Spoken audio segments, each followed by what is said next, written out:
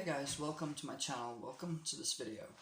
So I want to talk in this video about polarities in astrology, so opposite signs and what they mean and what the kind of relationship is between signs that are opposite each other. Just kind of a quick overview of opposite signs and the polarities.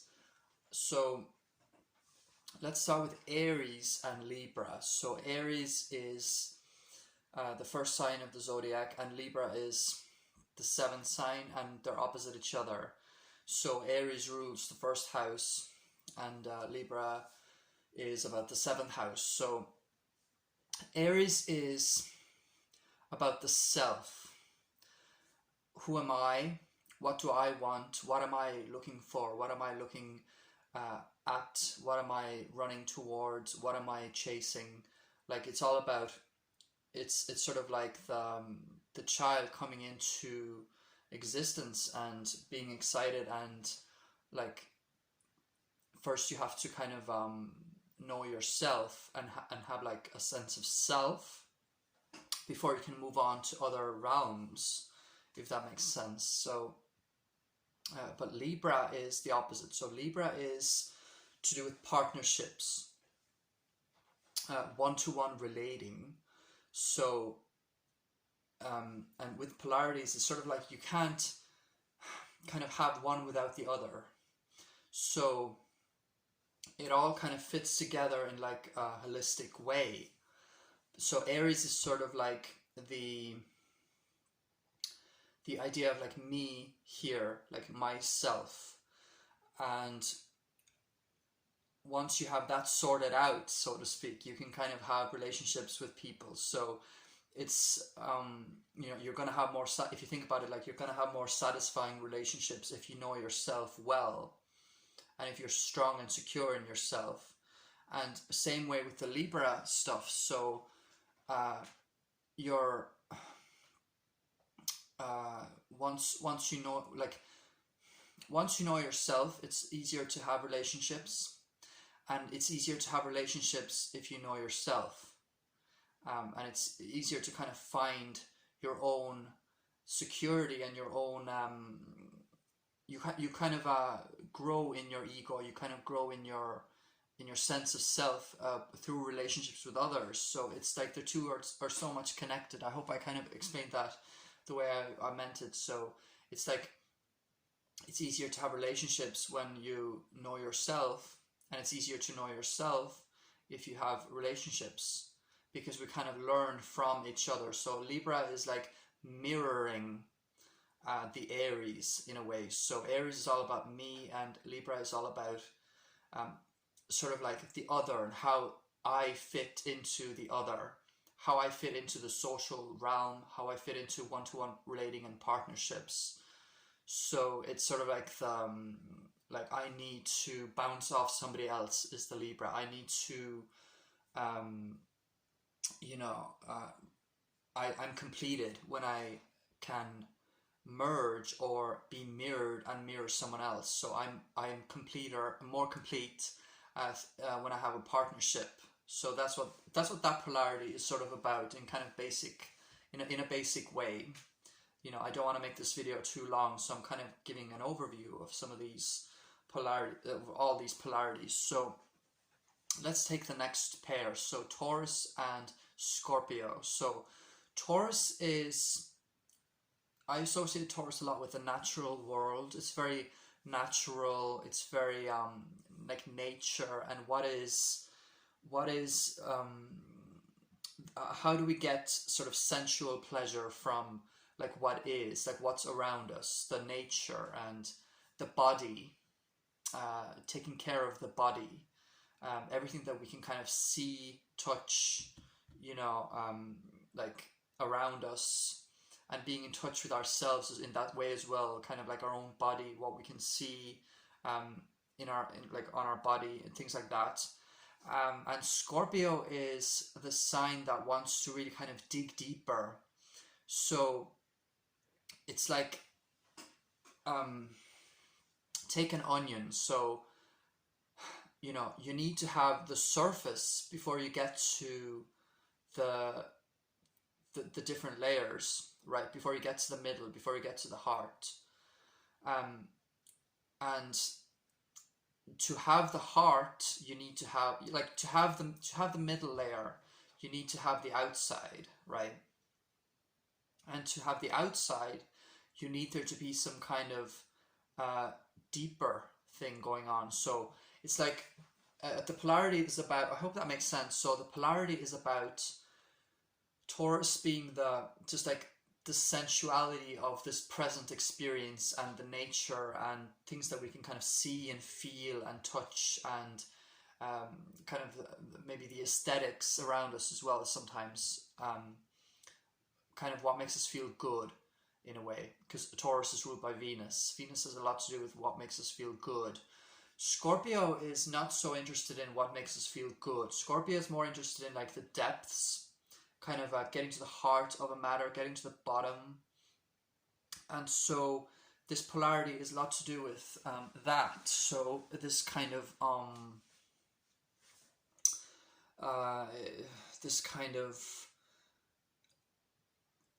polarity between being present in the moment and the physical experience, and also the Scorpio part, which would be looking deeper and kind of bringing to light, or bringing up from the depths, something that needs to be looked at, something that needs to be brought into our awareness.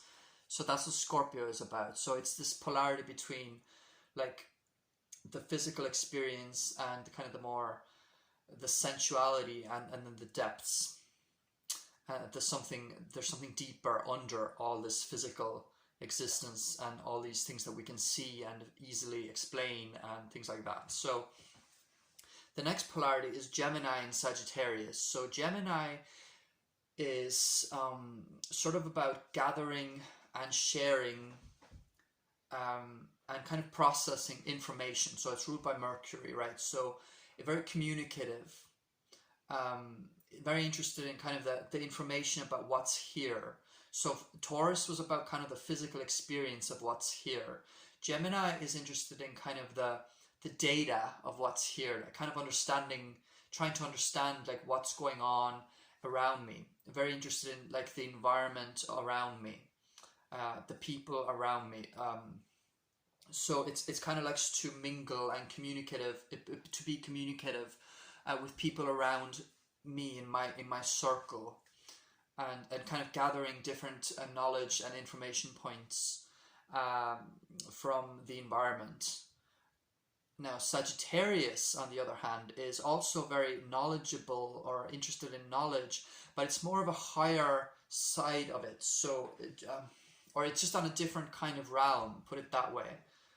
So Gemini is about kind of really trying to understand like what's going on information-wise around me, in my different systems around me, different environments around me.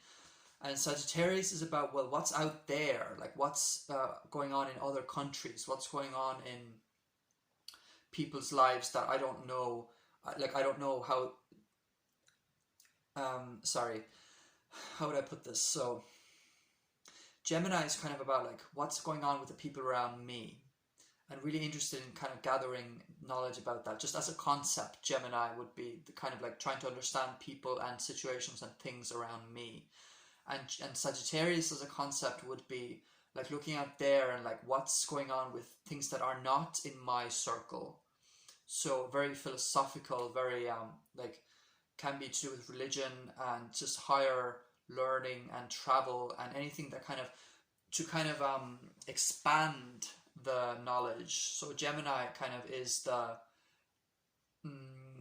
knowledge that we kind of need to learn, like before we go and explore the higher knowledge, or the more maybe more vast knowledge, if that makes sense. So we need to learn the Gemini stuff before we move on to the Sagittarius in a way. But then when we get too lost in Sagittarius, then we lose track of what's here, which is Gemini. So it's that polarity between information here, which is Gemini, and kind of gathering data without kind of coming to conclusions, kind of just gathering data and kind of learning about data here. And the polarity is that then, and Sagittarius, which is kind of the higher stuff, like what's going on like in foreign countries and just other places, and different theories and ideas that are more far-fetched, and kind of trying to draw a conclusion about that information. So Gemini maybe doesn't draw as many conclusions or belief systems based on their information that they're gathering. Sagittarius actually does do that. Sagittarius is very interested in kind of maybe even brushing over some of the details, because they're more interested in kind of like gathering information in a way that they can immediately kind of draw a conclusion or an opinion or some kind of belief system around it. So Sagittarius has a lot to do with belief systems. I hope that made sense. It's kind of like the information axis. So Gemini is about the information here, gathering all this information. Sagittarius is about, well, what conclusions can I come to about this information? What belief systems can I develop based on this information that's more out there kind of thing. So next we have Cancer and Capricorn. So the way I would explain this is Cancer is sort of like the home life. So where we start from, it's like our roots, our kind of our family life, our inner emotional being. So our emotional, how we nurture our emotions, how we take care of things, people, pets in our home. Like that's the Cancer realm. And then once we have that sorted out, so to speak, we kind of have to go out into the world and like be something like in the structure of reality, of like the real world, or to kind of build upon that stuff that we learned at home. So it's like we can't just be at home, we also have to be in the world, and we can't just be in the world, we also have to have somewhere to go home to. So Cancer and Capricorn has to do with that kind of like contrast and that polarity. So Cancer is about kind of nurturing the emotional self.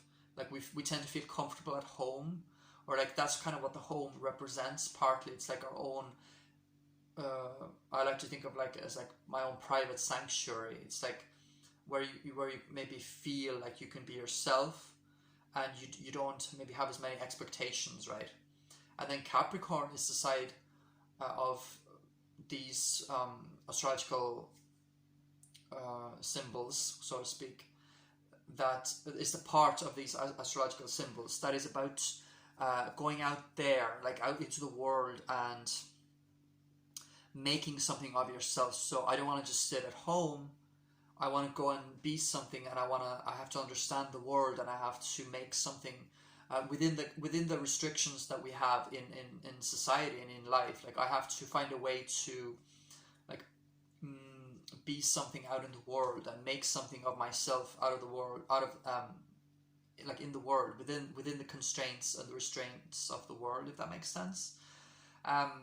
Because Capricorn is ruled by Saturn, which has a lot to do with kind of limits and kind of their restraints, kind of like structures, where we have to kind of fit ourselves into a structure in a way with Capricorn. But where Cancer comes into that is that, you know, we need somewhere to go home to as well. We can't just be so tough all the time. Cancer is the side of us that kind of represents the side of us that, well, it's the side of us that is kind of like I have to have somewhere to go home to. I can't just have a career. I also want to have a home. You know, it's that polarity. It's the home versus the job and the career. If that makes sense, you know. So let's talk about Leo and Aquarius, and then we have one more polarity after that. So Leo is, it's about sort of, well, it's about fun, and it's about my own pleasure and my own fun and kind of having fun with people or just having fun. But it also has to do with sort of like creative expression of something that I am. So it's ruled by the sun. Sun has so much to do with like our identity, our ego identity. how we like to see ourselves and be perceived by others. So it's sort of like Leo wants to shine, and like, this is what I have to offer the world, and it's me, and it's my identity, and it's something that I'm giving to the world. It's very generous. So something that I'm giving of myself, I'm giving something out there into the world, something that I am. And then Aquarius is kind of, well, okay, so you are what you are, you're giving something to the world, but now think about the collective. Like, how do I fit into the bigger picture? How does life work when it comes to the bigger picture? So Aquarius is very like society minded. So it's interesting, kind of, sometimes it's kind of associated with kind of revolutionizing society, but it's also just in general the kind of how people and systems kind of fit together, and how we have to kind of coexist in this world together. So it's very community minded. So Leo is kind of like, okay, I'm giving something to the world, something that I am. I'm a shining star. I'm giving something to the world that comes from me. This is my creative expression. And Aquarius is, okay, but what's the collective's creative expression? What are we creating as a society? Like, what are we all together? What are we doing all together here? And kind of, you know, it's that kind of thing. So Leo is more about the self and the proud expression of something that I am. Like, I'm going to give something of myself that I am. And Aquarius is then kind of, okay, but we are all together in the world, and we are something together as a whole unit, if that makes sense. So that polarity has to do with things like that. It's themes of that nature.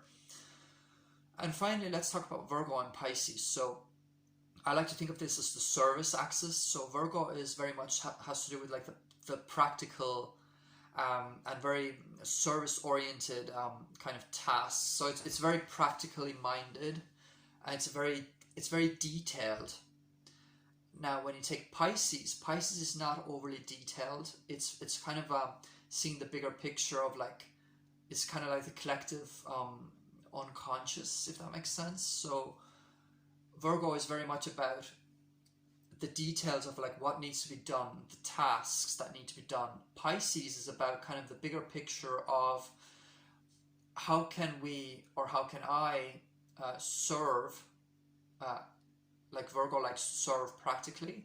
Pisces is kind of about like, how can I serve humanity, or how can I serve the world, and it's not terribly detail oriented. So Pisces is like the emotional serving. Virgo is sort of traditionally would be like the practical serving, the practical tasks that we need to get done to serve people. So nurses would be associated with Virgo.